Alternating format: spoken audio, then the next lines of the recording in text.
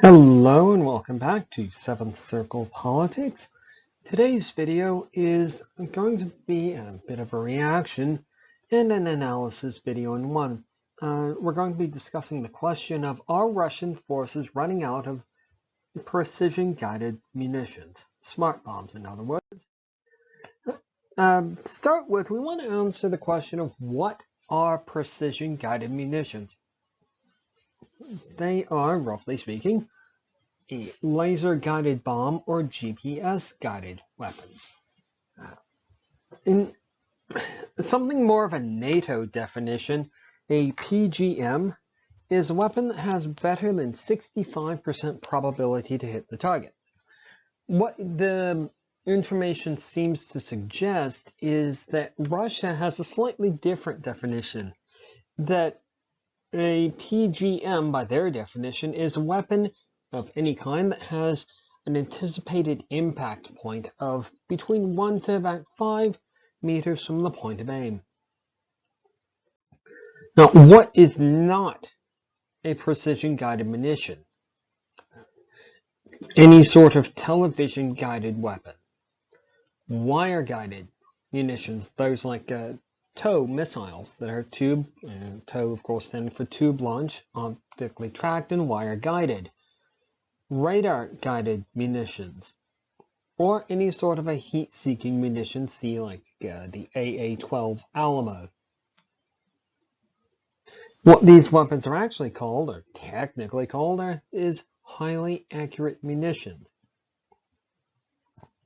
With that in mind, a list of Russian-made precision-guided munitions are the KAV, although it is in English written, it looks to be KAB, 500L, L standing for laser, and the 1500 Sierra Echo SE, which means satellite guided munitions, and the numbers there refer to, in the case of these bombs, the mass of the explosive in kilograms. And below that we also see a short list of some of the cruise missiles used by the Russian armed forces, particularly the Navy. The Iskander, the M standing for modernized, NATO reporting name is SS-26. Reporting name of Siren on that one. The KH-47 M2, again, remember the Russian nomenclature where M typically stands for modernized, so that would be the second modernization of the KH-47. And the 3M53 Caliber, that being another one of their famous ship-launched surface-to-surface missiles. Now, one little point of clarification here that I really found fascinating when I was first studying all this and got a chance to get hands-on with some of these, a GBU, or guided bomb unit, very often is just a sensor or a fin package that attaches onto a conventional bomb.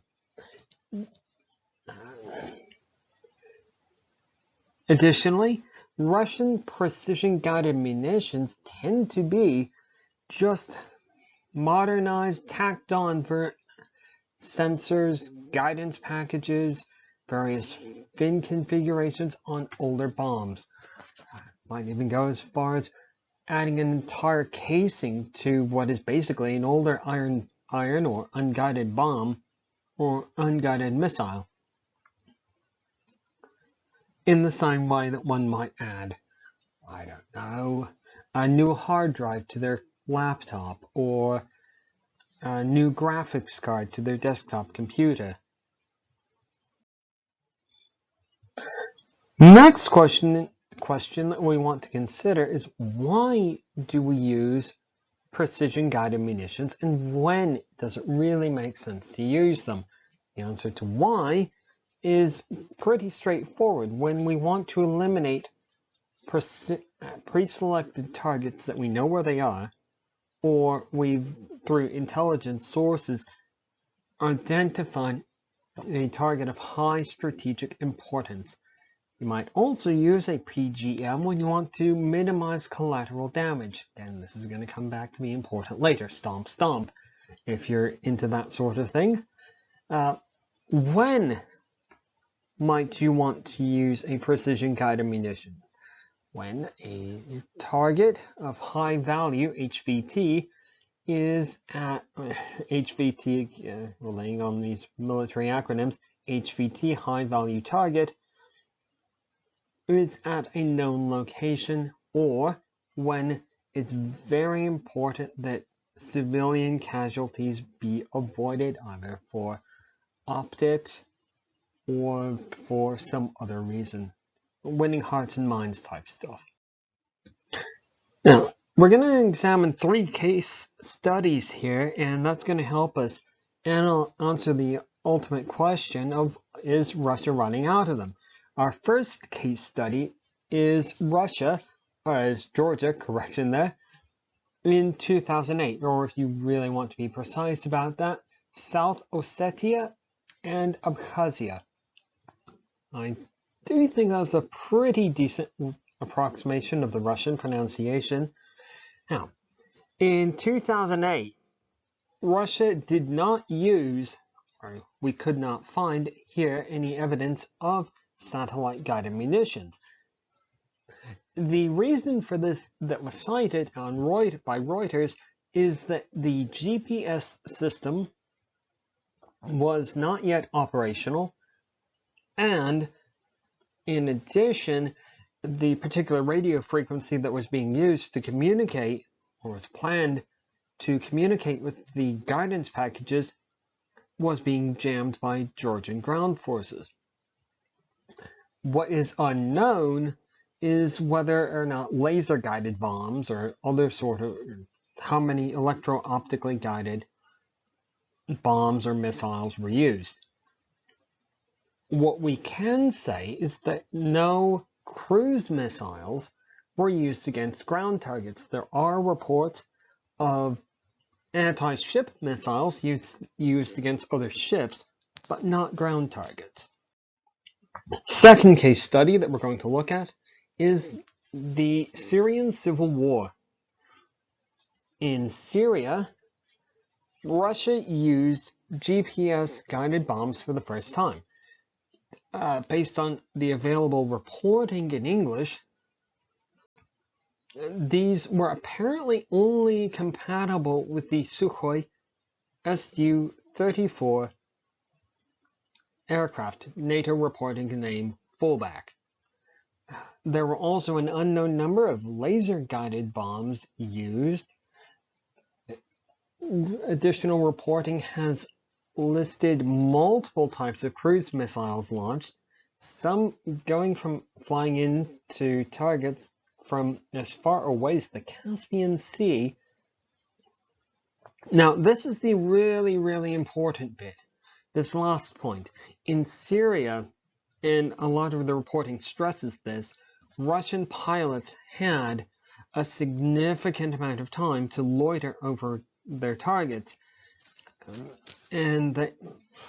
Because they had very little hostile anti-air artillery or manpads or surface-to-air missiles to contend with. Practically, making it essentially, or for all practical intents and purposes, a training mission. Now, that leads us into our final, if you will, case study. And that is Ukraine as it is now. We're going to skip Crimea in 2014 because there really wasn't enough data to work on. So, what we know today, or what Western reporting has indicated, is Russian forces are not using precision-guided munitions as consistently as if the operation were being conducted by a NATO Air Force or NATO Armed Forces. Second, based on reporting from Reuters and other sources, we know that launching a Russian precision-guided munition takes more time than an unguided bomb does. We also know from reporting that Russian pilots, unlike their other conflicts that they've become involved in, are meeting a committed air defense, both in the form of the S-300, the S-400, and the various man-pads, man-portable air defense systems supplied by Western nations. We also know that Western reporting has emphasized the number of cruise missiles launched rather than any other sort of precision-guided munitions, again, those satellite or laser-guided bombs. What we can also say, or what we know, is that when Russian forces do use their precision-guided munitions, they do seem to be on fixed targets rather than frontline troops, tanks, that sort of thing, like one might do in a NATO Air Force when they communicate with their JTAC, Joint Terminal Air Controller, or FAC, Forward Air Controller, which suggests either some difficulty or some miscommunication, maybe poor training in communication between ground troops and air forces. But that should not be really looked into, taken with anything other than a mountain of salt. That's pure speculation on my part. So, what do we have based on all of this previous reporting that suggests an alternate hypothesis to the idea that Russian forces are running out of precision-guided munitions? The first alternate hypothesis is Russian forces lack proficiency with these weapons. They're not exactly familiar with using them, what the switchology is, so they're just not using them. The second alternate hypothesis that we need to consider is that Russia is retaining their stockpile of precision-guided munitions for other regional concerns. They're maintaining their stockpile in other areas, what Russia calls TVDs.